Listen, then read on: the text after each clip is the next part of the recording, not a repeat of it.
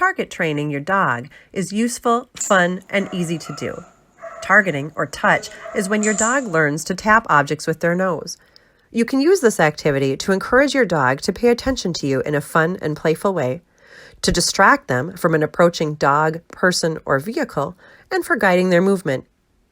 You can also expand upon basic target training to teach a dog to touch other objects, such as a bell.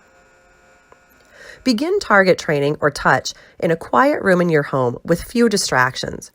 Because your pup will be most highly motivated at meal times, try teaching touch when your dog is hungry and willing to work for his kibble.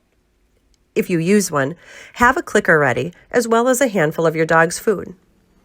Hold your hand with palm open in front of your dog, fairly close to his nose. Most dogs will naturally move to sniff your hand when you do this. The behavior we are looking for is for your dog's nose to make contact with your palm. The instant this happens, mark the behavior with a click or with a word like yes or good, and then give a treat right away. Repeat this exercise until your pooch is consistently touching your hand with his nose. Once he understands what to do, you can introduce the cue word or command.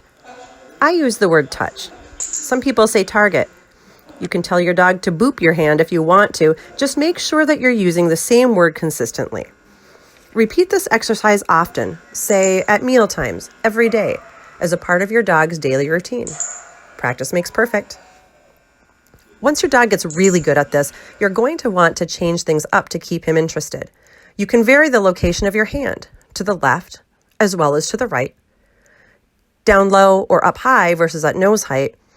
Eventually, having your pup chase your hand around. This is a great exercise to improve your dog's focus, and it's an activity that high-energy dogs usually tend to enjoy.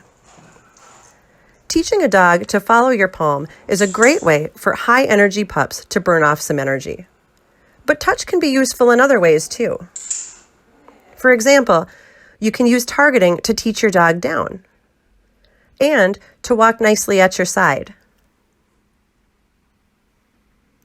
Frequently asked questions. What if my dog licks my hand or mouths me?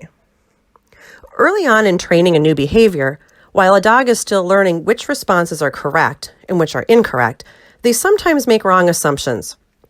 For example, if your dog's nose and teeth touch your hand, and she gets a click and a treat for that, she might learn that both nose and teeth are necessary to earn that treat.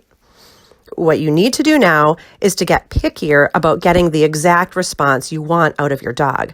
So don't reward her if you feel a tongue or teeth on your hand. Withdraw your hand, wait a moment, and then try again. Keep trying until your dog touches her nose only to your palm, and reward her generously for figuring it out. What if my dog is reluctant to do this? Some dogs just aren't into this activity, but there are things you can do to entice them to play along. One thing you can do is rub a bit of treat on your palm. Get some scent on there. Your dog is more likely to bring her nose to your hand if there's something there worth smelling. Another thing you can do to make your hand more interesting is to make it appear very suddenly in front of your dog, quickly, like a karate chop. Now, be careful about this one if you have a skittish or fearful dog. You don't want this activity to be frightening. Finally, you can try holding something interesting in your hand, like a toy. But if you go this route, you'll need to eventually fade out the toy so that the dog targets just your empty hand. Can I teach my dog to target with his paw instead of his nose?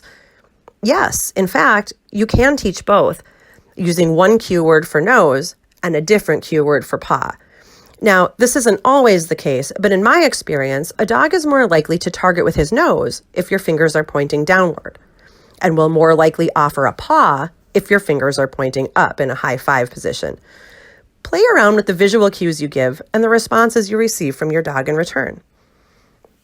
Targeting with the paw can have its advantages and disadvantages. Many dog owners think it's great to teach their dog to give a paw until they end up with a dog who paws at them every time she wants attention or a snack. It can be an annoying behavior, so keep this in mind. Stay tuned for future videos. Thanks for watching.